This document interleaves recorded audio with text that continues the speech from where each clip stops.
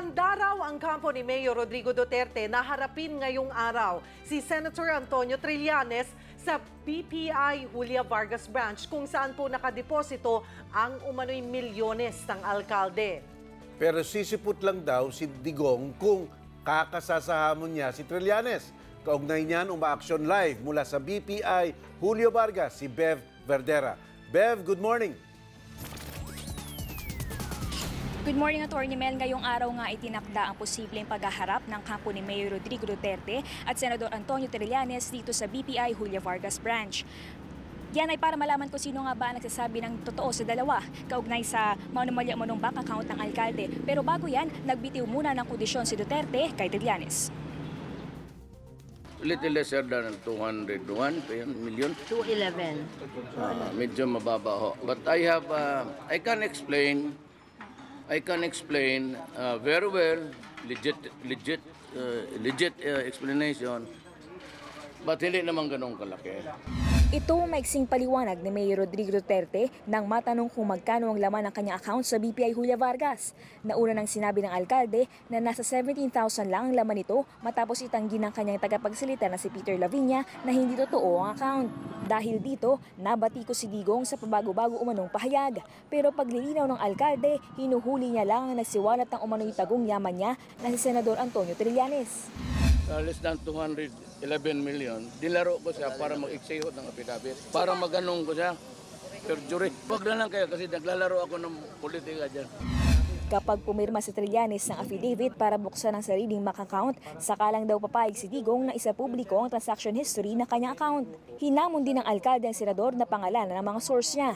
Pero sagot ni Trillanes, pag sinabi ko yung mga nagbigay sa akin ng impormasyon, di papa-DDS niya. Ganun ba yun? Hindi ba siya nag-iisip? Even yung mga reporter, hindi naman tinatanong kung sino yung source. Sinagot din ni Duterte ang pahayag ng senador na mayroon umanong 41 tagong ari-arian ng pamilya niya.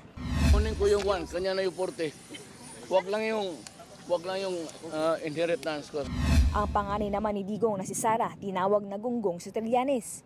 Kung gusto raw kasi talaga nilang itago ang mga sinasabing nakaw na yaman at ari-arian, sana hindi nila ito pinangalan sa mga sarili nila.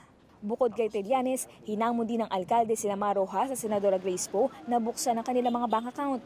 Tinawanan lang ito ni Rojas, sabay po nasa milyong-milyong natanggap umano ni Digong sa kaarawan niya noong 2014. Ayon sa Anti-Graft Corrupt Practices Act, hindi ka dapat tumatanggap ng ganung halagang pera. Birthday mo, regaluhan ka ng cake, pwede. Regaluhan ka ng 1,000,000 piso, suhol na yan. Pinuna naman ni Poe ang pabago-bagong pahayag ni Duterte. Kinakailangan ay ang ating mga kababayan ay nakakaasa sila na talagang maglalahad ka palagi ng katotohanan hanggat sa personal mong kabuhayan. Hindi pwede talagang ngayon ganito, bukas iba.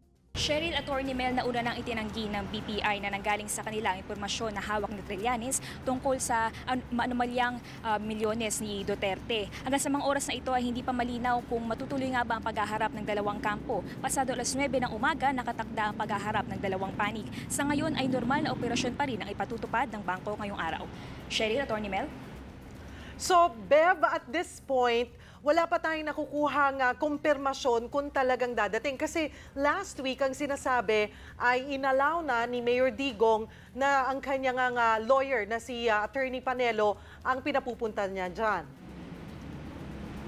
Yes, Cheryl, hanggang sa ngayon na hindi pa rin malinaw nga kung matutuloy nga ang pagdating ng kampo ni Mayor Rodrigo Duterte, pati na ni Senador Trillanes. Hanggang sa mga oras na ito ay wala pa rin dumadating sa mga supporters o kahit sino sa kampo ng dalawa. Alright, maraming salamat, Bev Verdera. Be sure to come back. Use 5 everywhere. Copyright 2016.